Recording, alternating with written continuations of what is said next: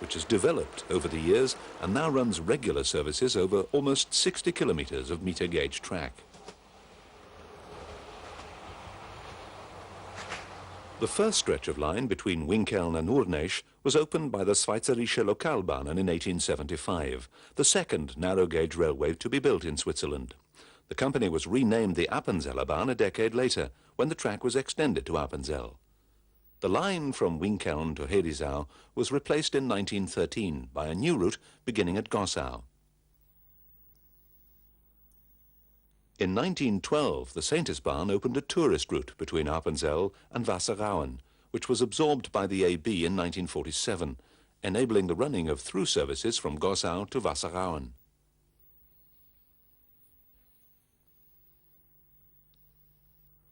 Meanwhile, to the north, the Appenzeller Straßenbahn had opened a line using rack assistance from St. Gallen to Gais in 1889, with an extension to Appenzell completed 15 years later. The company underwent a change of name in 1931 to become the St. Gallen-Gais-Appenzell Railway, or SGA. In 1911, the Altstätten-Gais Railway Company opened a rack line over the mountain ridge into the Rhine Valley, which merged with the SGA in 1947. The AB and SGA finally amalgamated in 1988 and are today run under a common management, resulting in one railway group serving the entire canton. Our journey around the Appenzell network begins at Gossau, the start of the AB line. The first station was built here in the middle of the 19th century for the opening of the standard gauge line between Winterthur and St. Gallen. In 1913, this was rebuilt to include the meter gauge tracks of the Appenzell Railway, which lie on the south side of the complex.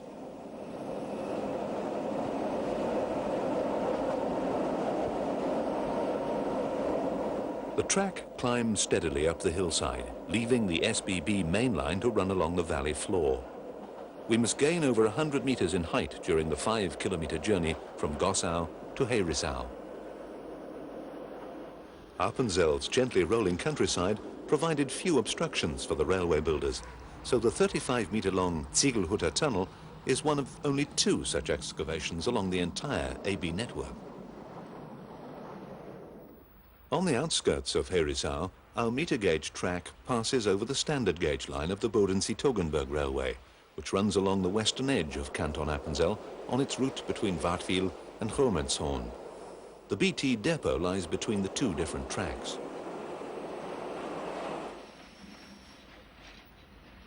The station at Herisau is an important one on the AB network, and the sidings are full of a variety of stock waiting to be brought into service.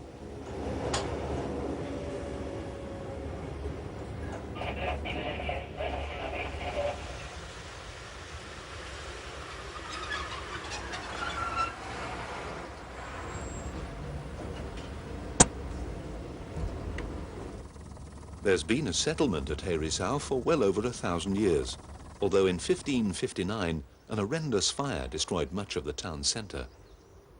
Many of the beautiful painted houses which grace the elegant squares and streets date back to the 18th century, and their colourful facades are kept in superb condition.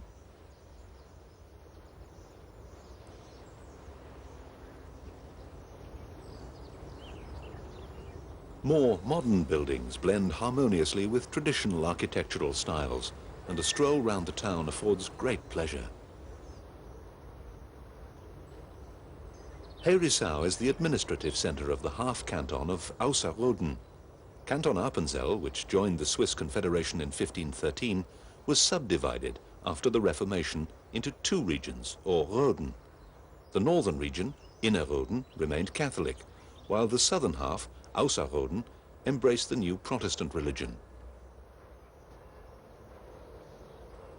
Herisau is also the administrative centre for the Appenzell Railways Group, and the depot is home to an interesting mixture of rolling stock from various periods of the line's history.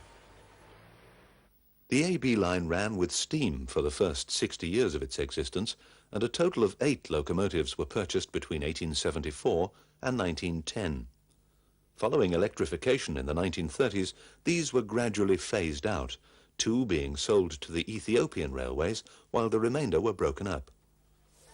However, steam is still in evidence at Herisau, as the AB is the proud possessor of a handsome Mogul locomotive, formerly the property of a nearby company.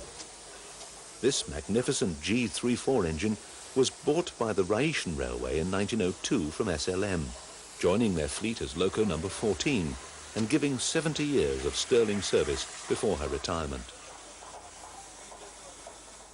She was acquired by the Appenzell Railway in the 1970s and has become a firm favourite locally, hauling special excursion trains along the Gossau to Wasserrauen line on many weekends during the summer.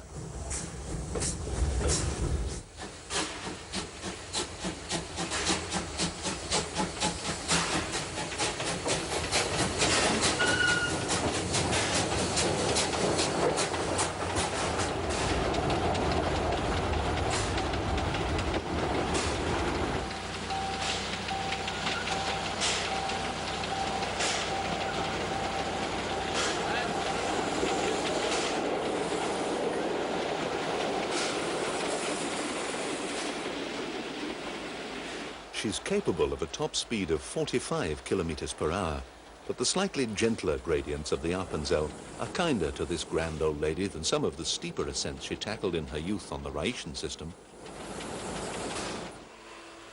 When the AB electrified their line in 1933, they purchased 4 ABE 44 motor baggage cars, manufactured by SIG with electrical apparatus by Oerlikon. These were joined in the late 1940s by 2 further ABE 44s of a completely different design, which are still running well after 50 years in service. The fleet was upgraded in 1968, when 2 BDE 44 motor baggage cars were acquired from FFA. These were augmented in 1986 by a further 3 BDE 44 motor coaches of a different design, which during summer months operate as 3-car sets. We're making our journey to Wasserrauen in one of the latest BDE 44 rail cars, which came into service in the summer of 1993 and are almost identical in design to those purchased in the 1980s. These give a comfortable ride for both passengers and driver.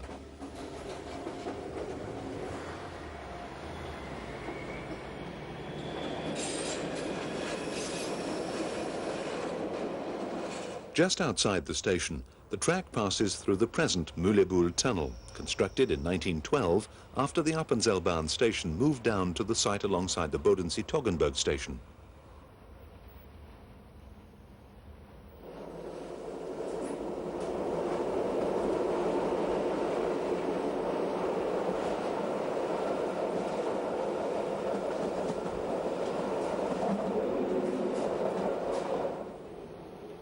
The line between Herisau and Urneisch was opened on the 21st of September 1875 and proved popular right from the start.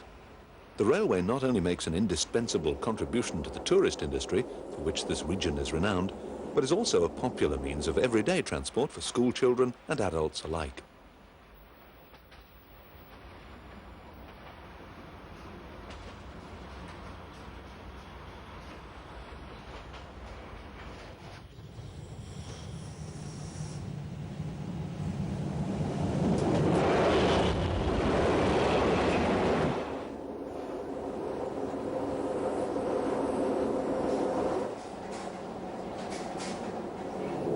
At Waldstadt, an unusual wagon is stabled in the sidings.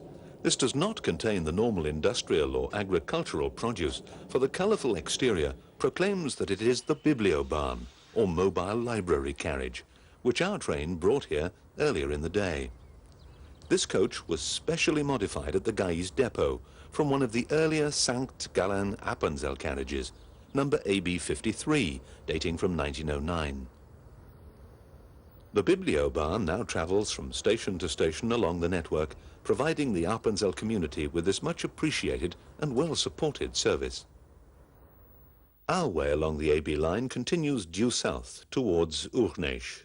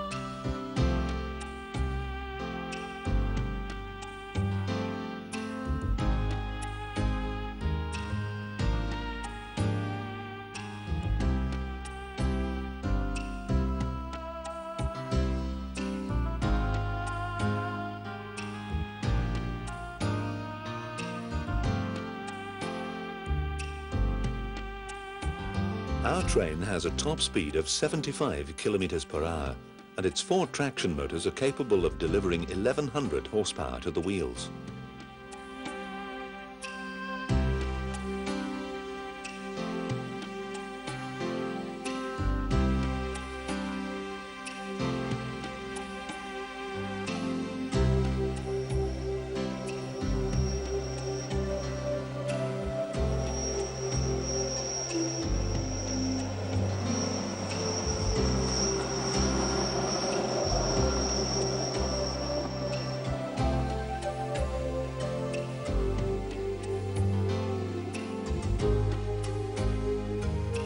The Appenzell landscape is dotted with traditional wooden farmhouses. New buildings must be designed in keeping with their older neighbours. However, modern insulation is incorporated into the construction to help conserve heat during the cold winter months.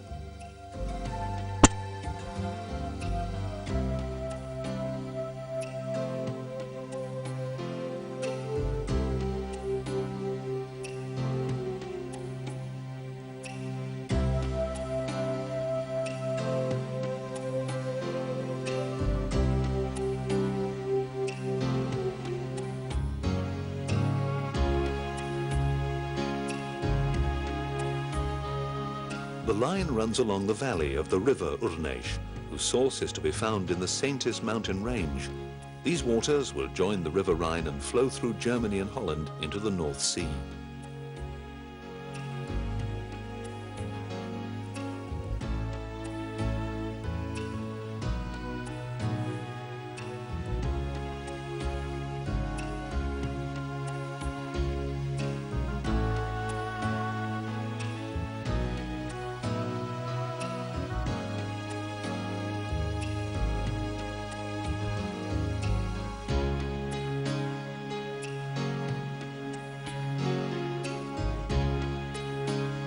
Urneisch was the terminus of the original Schweizerische Lokalbahnen line, and travellers were forced to alight here and continue their journey by other means. Today the station is still a busy one, with passengers alighting to stroll round the picturesque village or perhaps continue by post bus to visit one of the region's premier attractions. The Saintis, at over 2,500 meters above sea level, is the highest mountain in northeastern Switzerland. However, the ascent need not be arduous, as a cable car has been operating from Schweigalp since the 1930s. The original structure was replaced in 1974 by a swift modern system, able to lift 100 people up the rock face in only 7 minutes. For the sharp-eyed, there's the possibility of glimpsing one of the mountain goats who live on the screes around the peak.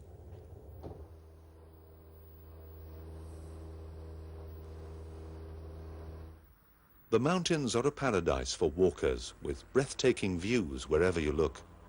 The 360-degree panorama visible from this rocky pinnacle stretches into Austria and Liechtenstein, as well as Switzerland. Each year, tourists making the ascent to the Saintis summit have a close encounter with a weather station and what could be described as a tall story. It's a powerful transmitter, visible over a wide area belonging to the PTT, the Swiss National Post and Telephone Company, and is not only an international telecommunications link, but also beams radio and television signals over the surrounding cantons.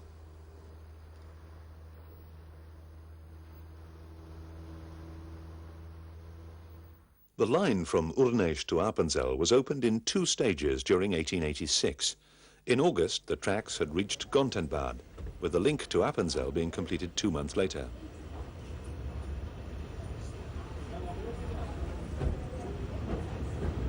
Immediately after leaving the station, the line makes a 100-meter radius horseshoe curve to cross the river and double back on itself down the valley.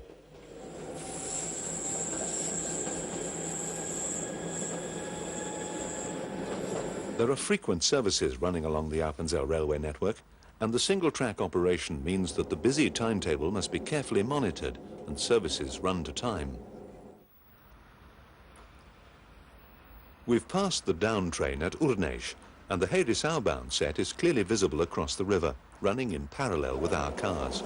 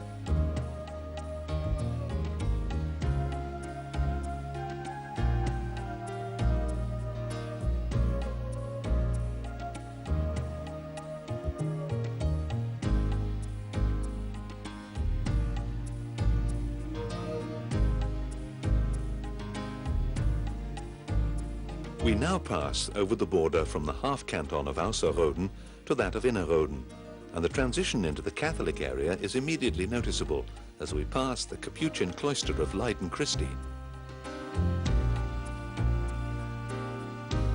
At Jakobsbad, the base station of the Kronberg cable car is situated just outside the station, allowing ease of access to travellers wishing to continue their journey into the mountains.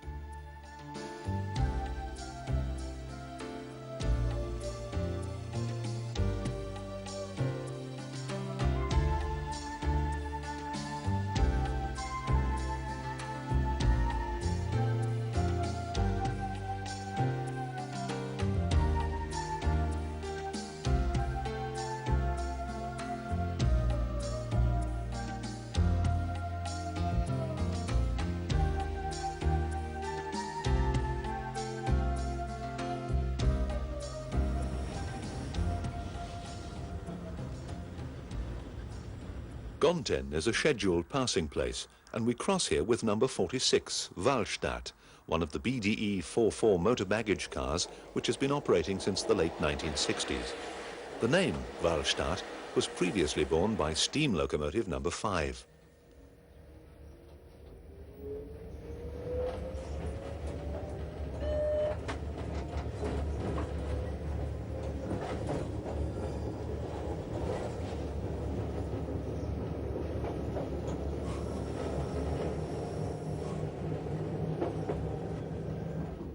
This is the highest stretch of the line to Wasserauen, although the gently rolling nature of the terrain means that we have only climbed 260 meters since the start of the journey at Gossau.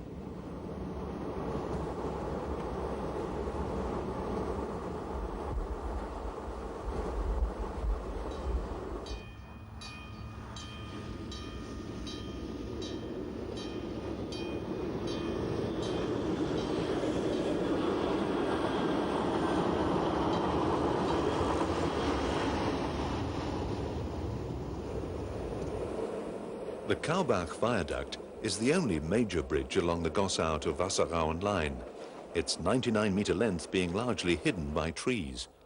Today's concrete structure was built in 1974 to replace an earlier steel arch girder bridge whose load capacity was insufficient for the increased traffic along the route. Our tracks pass through lush farming countryside, grazing for the cows whose milk is turned into the world-famous Appenzell cheese. The region is also popular with hikers, and there's a special barefoot walk down to Appenzell town, which proves popular during the summer months. There's a great tradition in the canton for allowing feet their freedom, and local children often walk or cycle to school unshod during the summer months.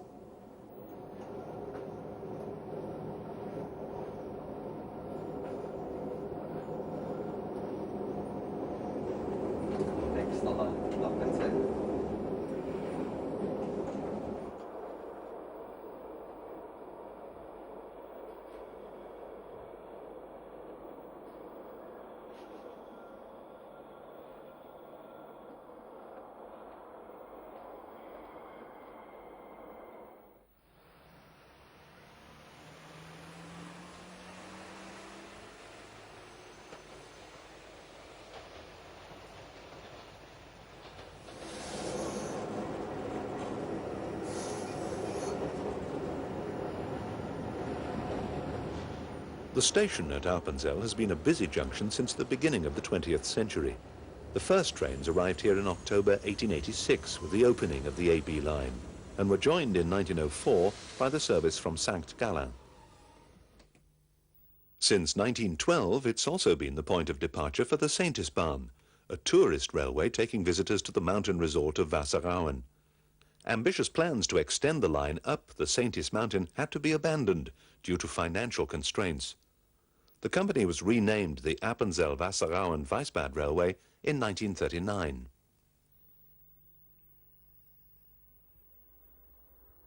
Two of the old SB coaches survive and are often to be seen along the Gossau-Wasserrauen route, taking passengers on special outings.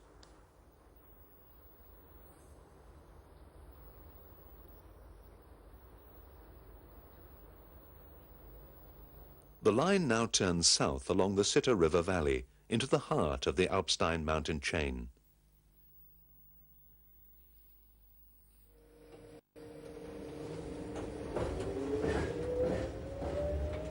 On the outskirts of Appenzell station, the SGA track swings away to the left on its way north to Gais.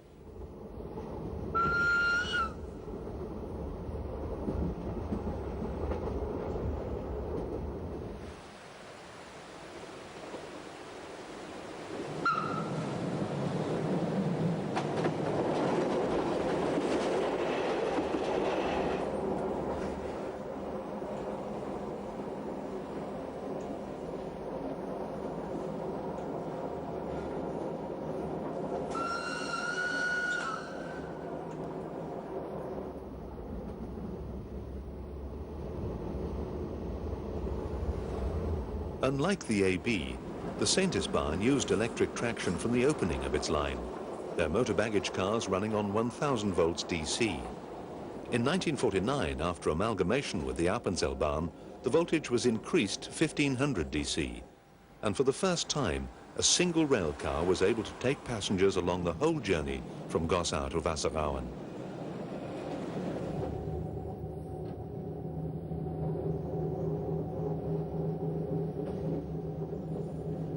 The onion-domed church of Schwende, though built in traditional style, actually dates from the 1920s.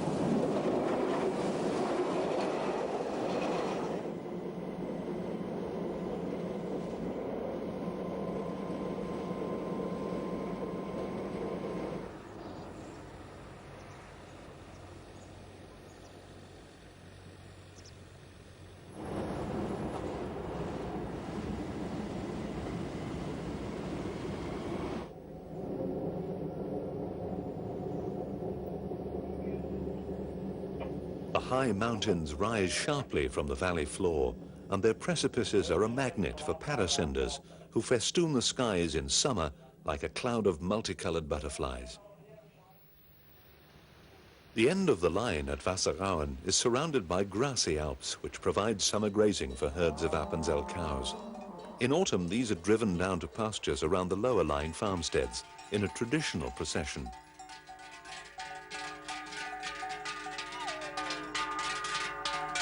The large bells worn by the prize cows are made by local craftsmen, and the shops in Appenzell town are full of fine examples of this art.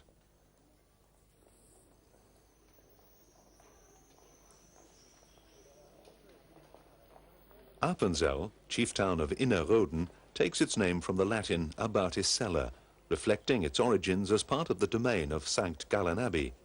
Although there's been a settlement here since the 9th century, most of the beautifully painted houses were built after 1560, when a fire devastated the town. The Landsgemeinde, or traditional open-air parliament, is held here every April to decide cantonal issues. Appenzell was the last of the Swiss cantons to give women the vote, only enfranchising them in 1991. The station has been an integral part of the town since the end of the 19th century, and up to the 1930s, the smell and sounds of steam were a constant reminder of its presence. The track between Appenzell and St. Gallen includes rack sections. 4 HG23 locomotives were purchased from SLM for the opening of the line from St. Gallen to Gaiss in 1889.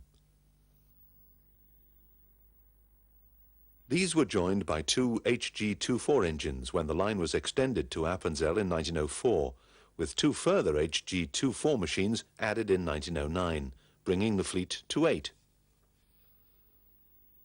Today, none of the steam locomotives remain, but we follow the line they once ran along on our way north towards Gaiss.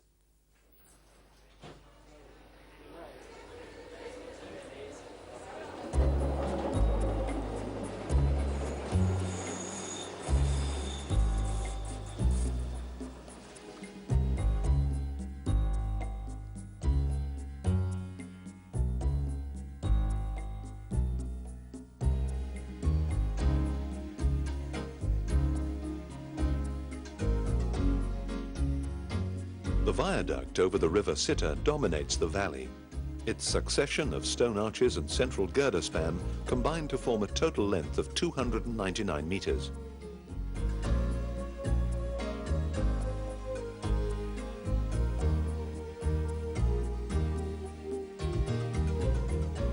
The train passes over the 64-meter-long Hirschberg viaduct across the road to St. Gallen before looping round above Appenzell. The line runs alongside this highway for much of the remainder of the journey.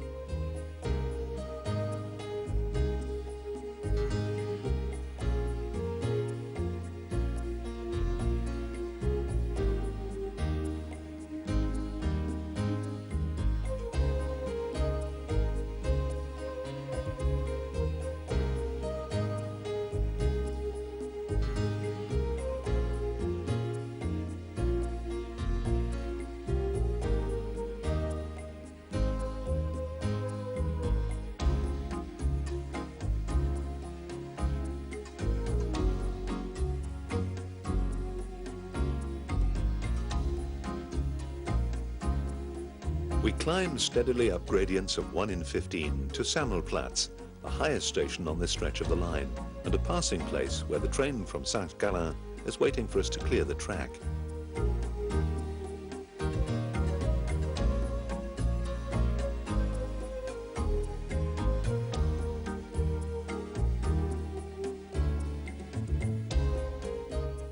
The SGA railway was electrified on the 23rd of January 1931, with motor coaches operating at 1500 DC, drawing their power from the Swiss national grid through substations along the line.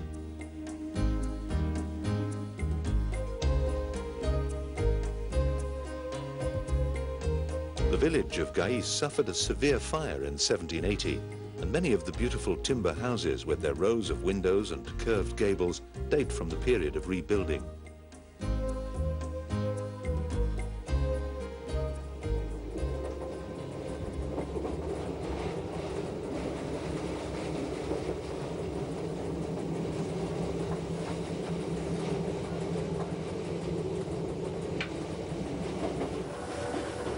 On the approach to Gaiss station, we make another extremely tight curve to swing the train back on itself before entering the platform.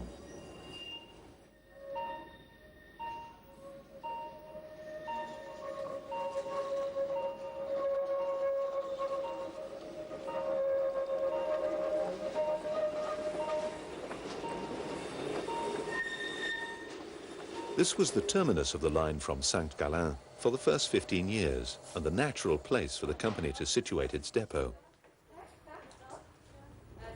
The Gaiss sheds are a busy place with dedicated technicians kept constantly occupied repairing and restoring stock for the company. The depot was rebuilt in 2 stages in 1981 and 1989 on the site of the original complex. Initially, the SGA railcars and carriages sported a green and cream livery, but today all trains are being repainted in the red and light grey AB group colours. The 3 ABDEH-44 motor baggage cars purchased by the SGA in 1953 have just been renovated, and we have the opportunity of riding with them along the line between Gaiss and Arstetten, which opened on the 18th of November 1911 to link the Appenzell region with the Rhine Valley.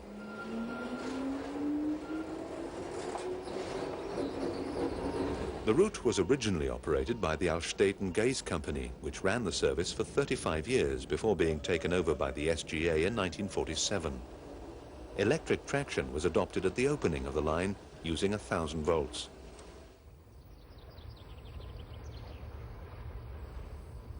Three CFEH-33 motor baggage cars were bought from SIG in 1911, and these remained in service until 1953, when the voltage was increased to 1500 DC in line with the rest of the SGA route.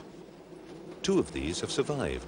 Number 2 is presently awaiting restoration, while her sister is enjoying retirement in the Luzern Transport Museum.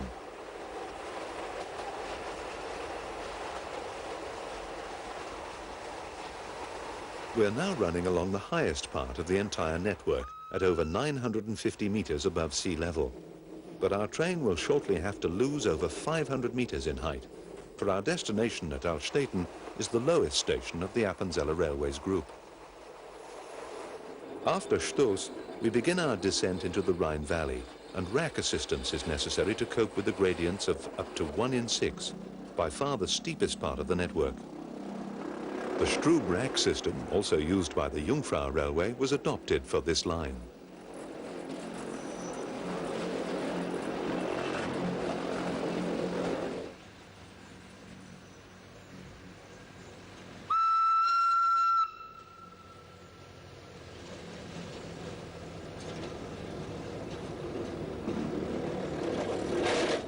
The railway and main road cross at only 2 points during the journey, and the train has priority at the junction of Kreuzstrasse. The rack ends just before the road crossing and resumes after the station, where the descent again becomes steep.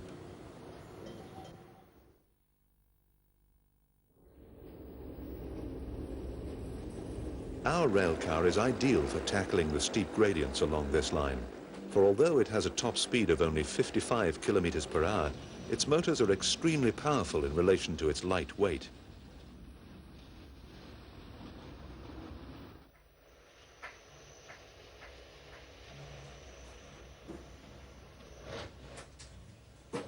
The end of our track is at Altstettenstadt, which is connected to the main SBB line along the Rhine Valley by a bus service, which replaced the old street tram in 1975.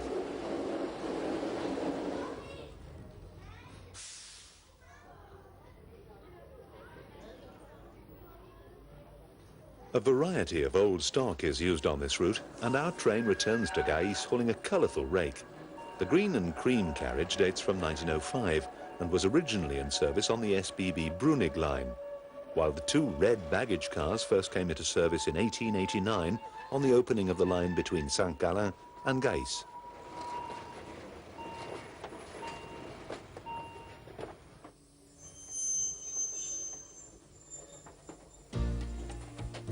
We've now joined the original Appenzeller Straßenbahn line running westward towards St. Gallen.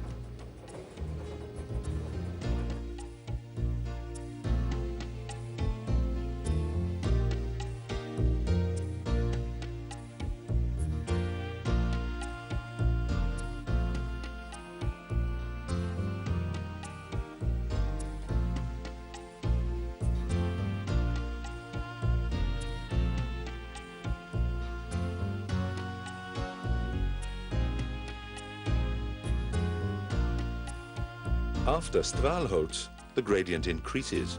Originally, this section was rack-assisted. However, in 1983, the track was slightly rerouted away from the road, giving the line a gentler profile and eliminating the need for rack working.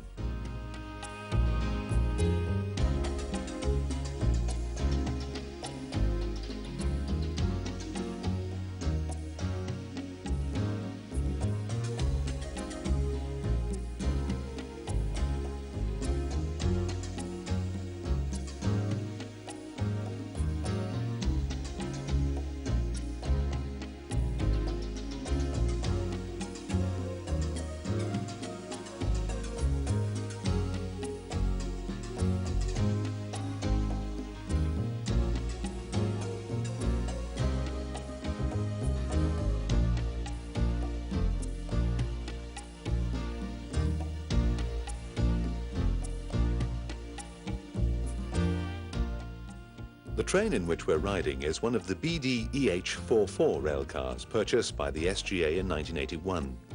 These are normally operated as 3-car sets and are all named after towns and villages along the route.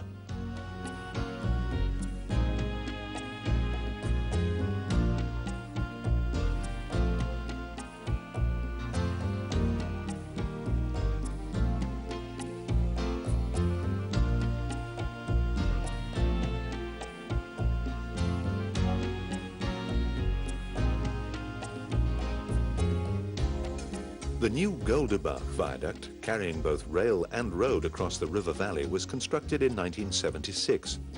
This 94-metre-long concrete structure replaced the earlier stone bridge, and the easing of the gradient allowed the removal of another short rack section.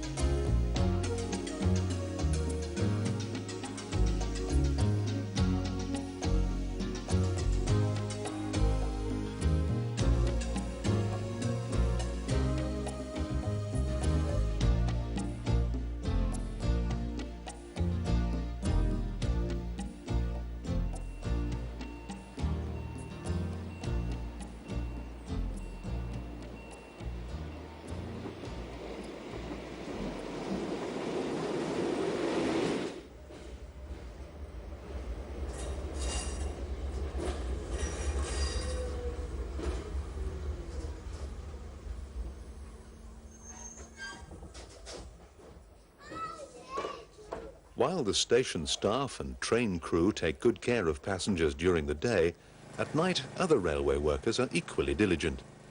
Because of frequent train services, major maintenance must take place overnight, and while passengers sleep, work gangs move into action to ensure the line runs smoothly during operating hours. The construction of a new depot building at Herisau means longer steel spans must be erected to support the catenary over the new sidings, and the opportunity is also taken to update the existing installation.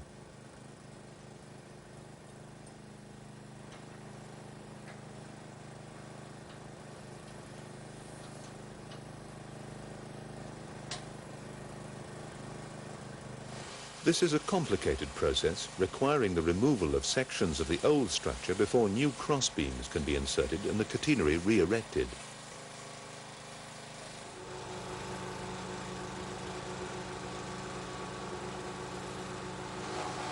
At the other end of the network, just outside Teufen station, the track is in need of attention after the rails expanded slightly during an exceptionally hot spell during the spring. The work gang moves in to remove the stretcher bars and track spikes so that the metals can be re-gauged to the correct profile.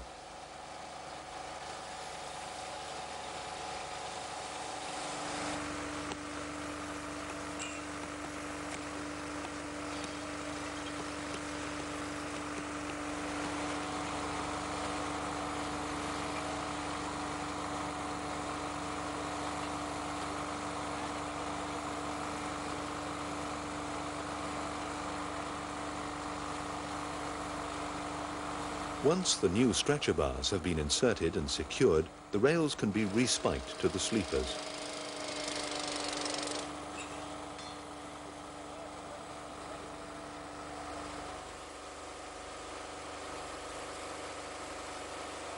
Before the night-long renovation can continue, the initial work must be made safe, enabling the last train to pass.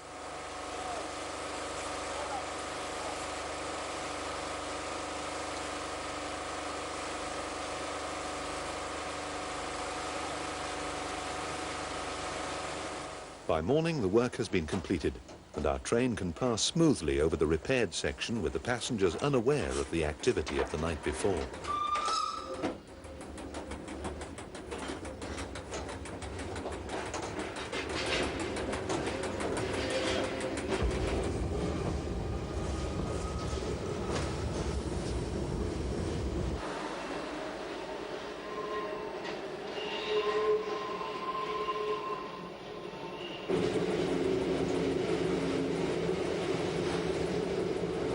The station was originally situated in Teufen High Street, but owing to the narrowness of the road, trains were unable to pass here, So in 1909, the complex was moved to its present site. The Hotel Bahnhof, now a short walk from the station, once lay opposite the stopping place. The old station today houses an architectural museum dedicated to the Grubenmann family, who built many of the local churches.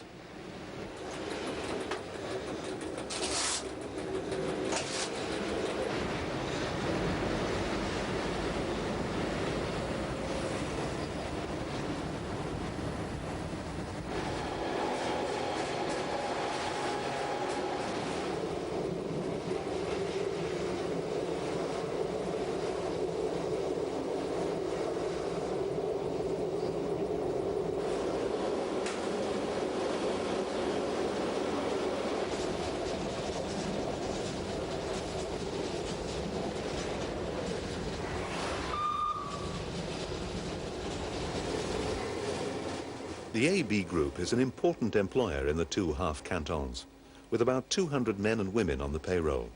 Many of them young people who will ensure that the present high standards are maintained in years to come.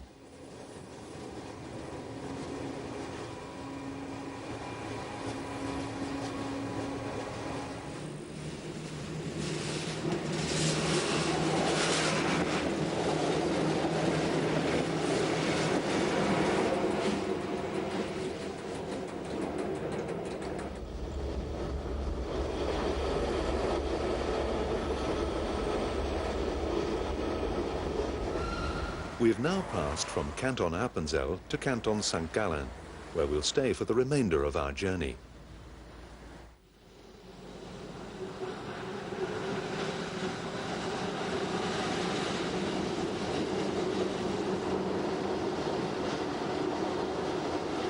We need to lose 77 meters in height before arriving in St. Gallen station, and rack is used to assist our descent, which includes gradients as steep as 1 in 11.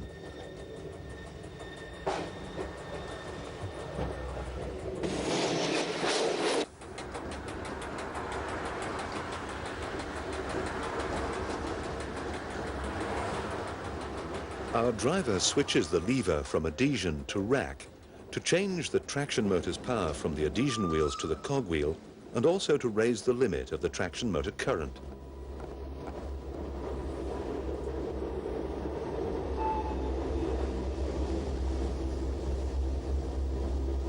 Two rack systems are used here today.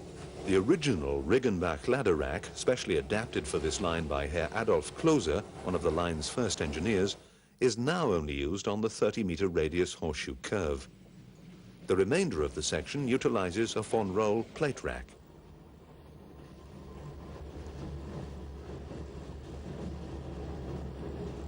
The church of St. Ottmar, with its distinctive spire, overlooks the main tracks and sidings on the southern side of St. Gallen station.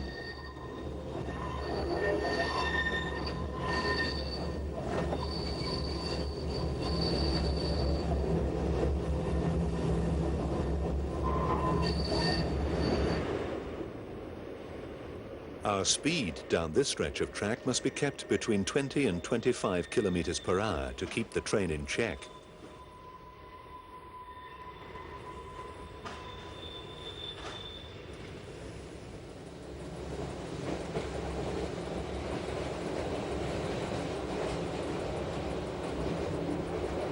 St. Gallen station is an extensive complex, servicing a variety of railway companies.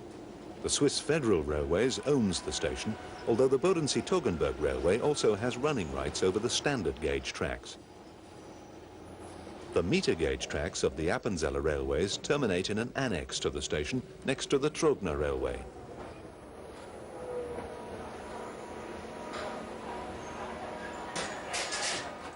While the station has only been here since the middle of the 19th century, there's been a settlement for almost 1400 years, and the magnificent cloister quarter of the city is one of Switzerland's premier tourist attractions.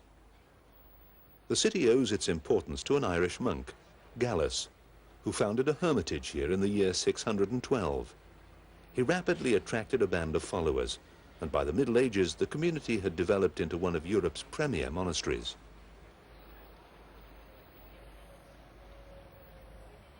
The twin-towered cathedral, rebuilt in the 18th century on the site of the earlier monastery church, proudly claims to be one of the best examples of Baroque architecture in Switzerland. The old monastic library miraculously survived the Reformation, and its priceless contents are now housed in a Rococo room, which is in itself a work of art. Books are contained in a series of carved and gilded bookcases, while the ceiling is adorned with paintings depicting religious themes. Amongst the collection are manuscripts dating back to the 8th century and a large number of early printed books. The delicate illumination in the ornate prayer books is a lasting memorial to the painstaking work of medieval monks.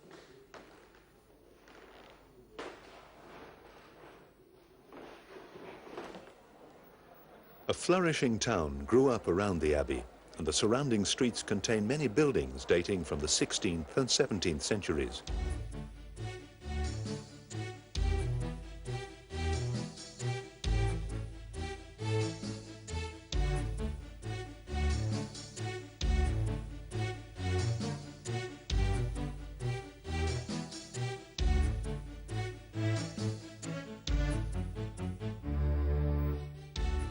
Intricately wrought oriel windows are a feature of the town, and beautiful specimens can be seen at every turn.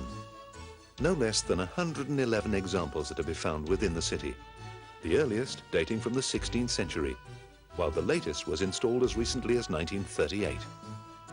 These were once an indication of wealth, and local cloth merchants vied with each other to commission the most ornate designs.